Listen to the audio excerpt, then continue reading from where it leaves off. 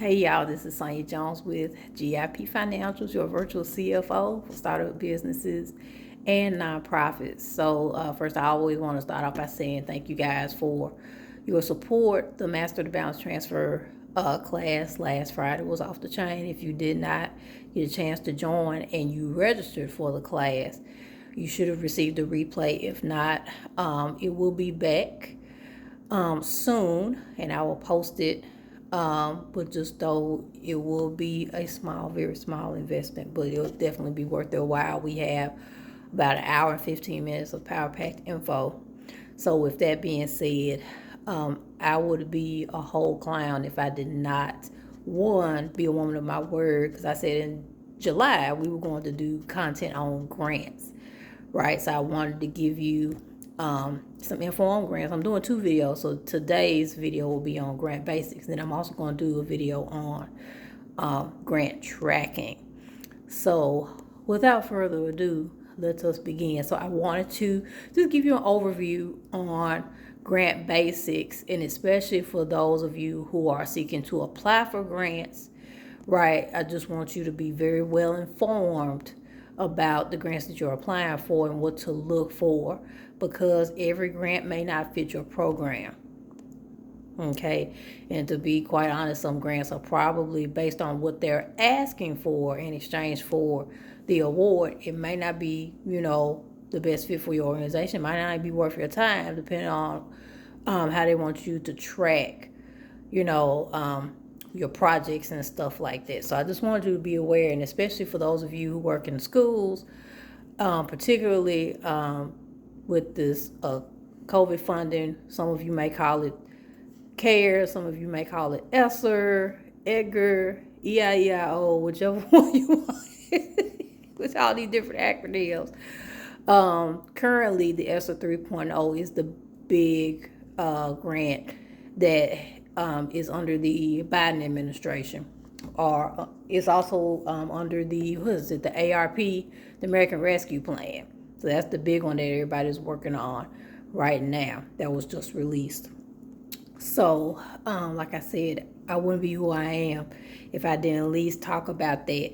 And please share this information with any nonprofit. If you're a small business, like I said, the EIDL, economic injury disaster loan is still available. So some of this information may also be available to you. I know there may be some grants in your local area.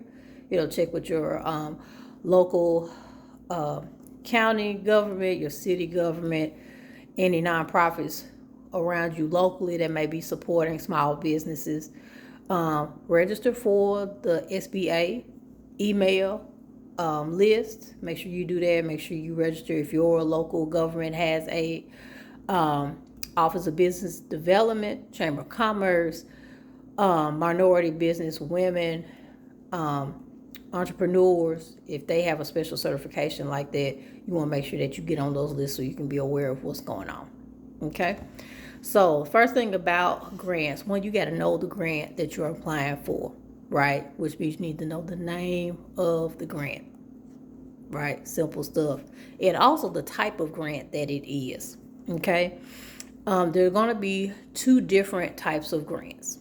The one is a restricted grant, meaning that the monies that you receive, you have to spend them on certain projects or certain expenditures, right?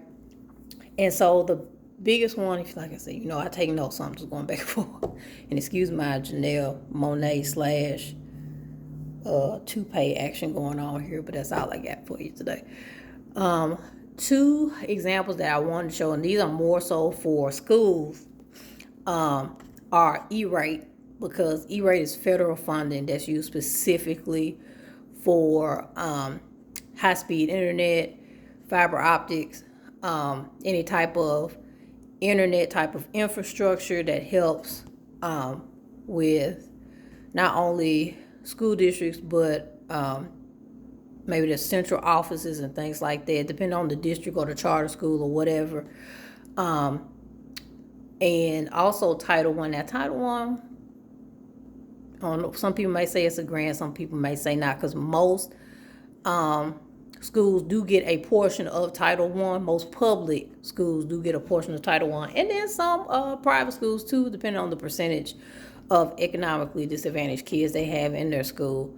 But again, that is restricted for what they call supplement, not supplant, meaning that those funds have to be used to enhance the education that's already the required education that's is required in school, right? So all your interventionists would be eligible for Title One to use Title One funding for your interventionist. I know for some charter schools they may use it for like associate teachers or paraprofessionals. Your any type of family specialist or any type of, like I said,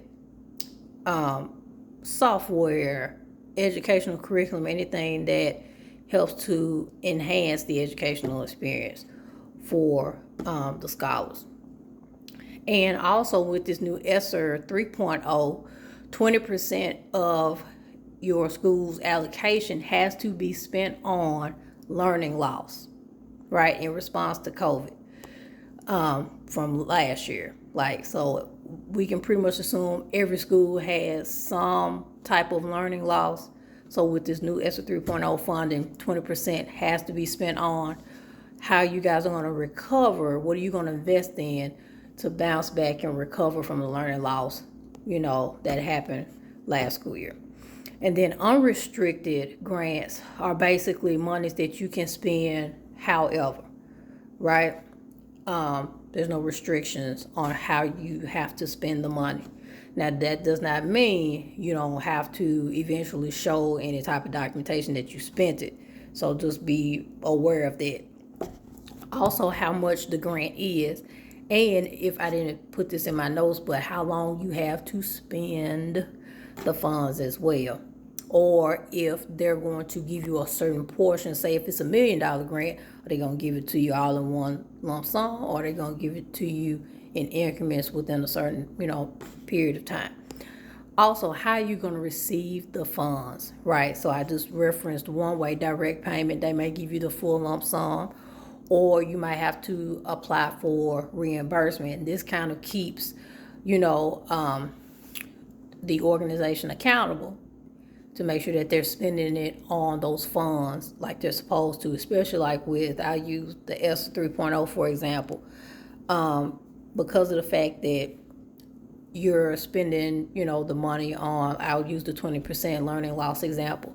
If there's specific curriculum that's going to help, like with your reading curriculum, if there's, just say an online piece, or they have an app or something like that the scholars can use on their Chromebooks for small group instruction or independent learning, I'm pretty sure something like that would qualify, right? Because that's an additional resource. So what the school has to do is go ahead and purchase it, and then make sure that they submit the proper paperwork to the district or to the state or whoever is managing the grant.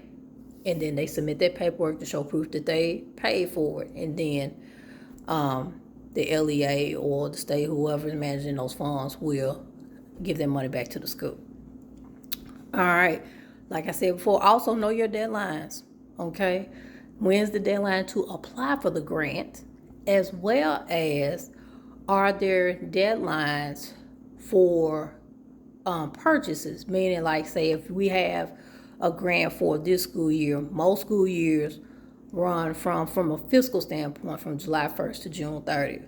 So that grant may ask you to spend all of your money or make sure all your purchases are made by June 30th of 2022. All right. You might be able to, apply for reimbursement by that time, or after that time, just as long as your expenses are taken care of and are paid for by the end of the fiscal year. So like I said, it really just depends on the type of grant and how you're going to receive your money. Okay. And then also, when is the deadline to submit your reimbursements? Okay. So like I was telling you before, we have a state grant, for example, that the funding ends September the 30th of this year, right? But all of the expenses have to be spent, prior to September the 30th. I don't remember the deadline per se. I want to say it might be the end of this month or end of next month. I don't remember off the top of my head. But there is a specific date for all purchases. And then we have to make sure that all the funds are received before, September 30th. So you have to be very aware of all those dates. And also, most importantly, the eligible expenses, right? Please make sure that you review the grantor, the federal, state, and or district requirements. Every level from, especially like with ESSER right now, because, I work for a charter school. We're governed under the LEA, the district. So our money is coming through the district. So, but of course, because our money is coming through the district has accountability with the State Department of Education. And of course, the State Department of Education has a level of accountability with the U.S. Department of Education, right? So everybody around there like, what you doing with your money, right? And nobody wants to get in trouble.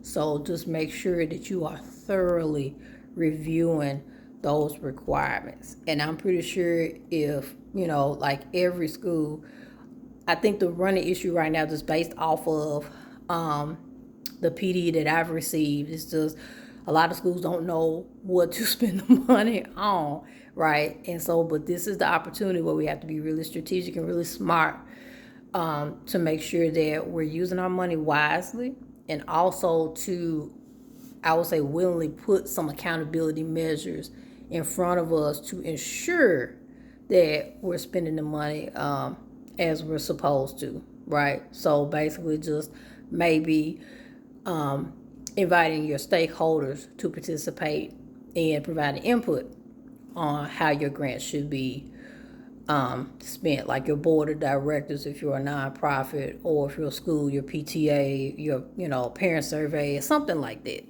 Okay, so those are the only things that I have for this particular video. So in the next video, we're going to go into grant tracking best practices, and I'm going to show you a couple of things that I do personally for my school to help us track, and also some of the documentation procedures that we do as well.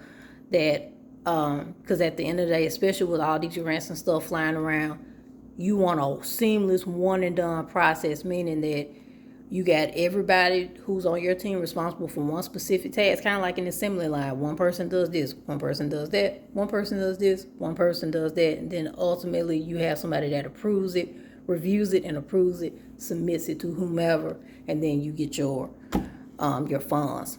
So that's all I have for y'all. Okay, so basic stuff. If you have any questions, feel free to submit your questions on YouTube in the comments, or whatever platform that you're watching this from, IG, Facebook, or LinkedIn. You can also add a comment on the platform, and I'll make sure to get those messages as well. Okay, if you have not received my free training on the 3 mistakes that small businesses make, what do you want to know? Go get that free video and learn some, right? So I'll have that link available as well probably in the comments, because once I have this link for the video, it won't let me do anything else, I don't think. So but that's all I got. So I'll see you guys on the next video on grant tracking.